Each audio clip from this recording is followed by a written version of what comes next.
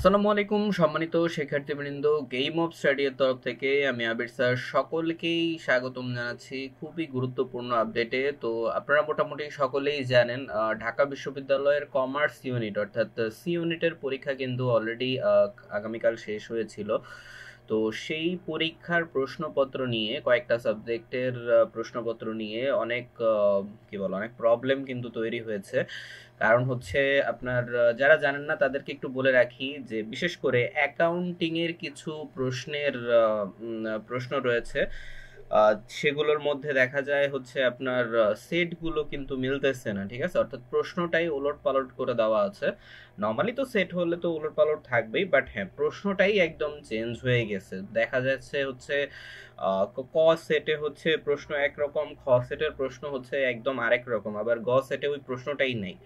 তো এইরকম হচ্ছে অনেক প্রবলেম কিন্তু হয়েছে। তো যার কারণে বলা হচ্ছে যে ঢাবির ভর্তি পরীক্ষা প্রশ্নে অসঙ্গতি এবং তদন্তের কিন্তু আশ্বাস দেওয়া হয়েছে প্রশাসনের।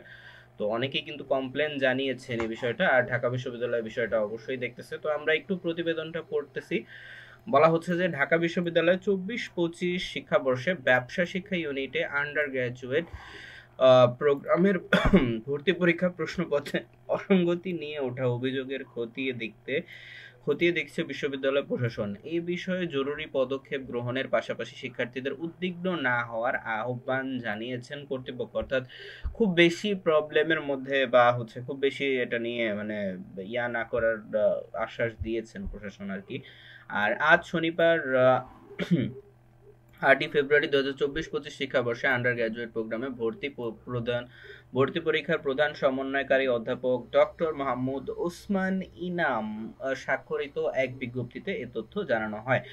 আর বিশ্ববিদ্যালয়ে দেওয়া বিজ্ঞপ্তিতে বলা হয়, ঢাকা বিশ্ববিদ্যালয় 24-25 শিক্ষাবর্ষে ব্যবসা শিক্ষা ইউনিটের আন্ডার গ্র্যাজুয়েট প্রোগ্রামে ভর্তি পরীক্ষা প্রশ্নপত্রে অসঙ্গতির বিষয়ে উপস্থাপিত অভিযোগ নিবিড়ভাবে খতিয়ে দেখার জন্য জরুরি পদক্ষেপ গ্রহণ করা হয়েছে।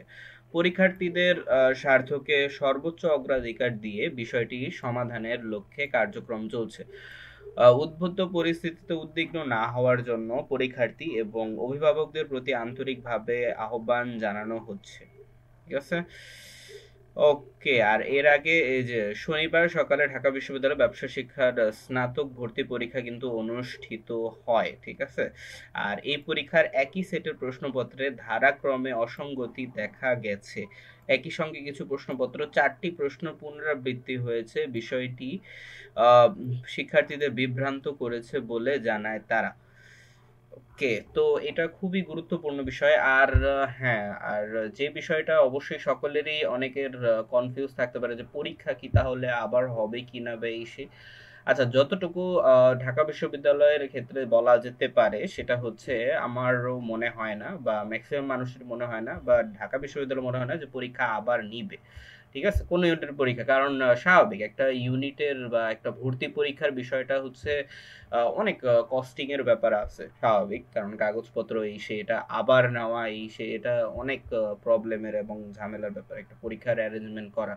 ঠিক আছে, কারণ এটা আপনারা এবার জানেন ভালোভাবে, কারণ এবার কিন্তু বিভাগীয় পর্যায়েও কিন্তু পরীক্ষা হয়েছে। তো মানে আর ঢাকা বিশ্ববিদ্যালয় পরীক্ষার্থী এমনিও সবচেয়ে বেশি থাকে।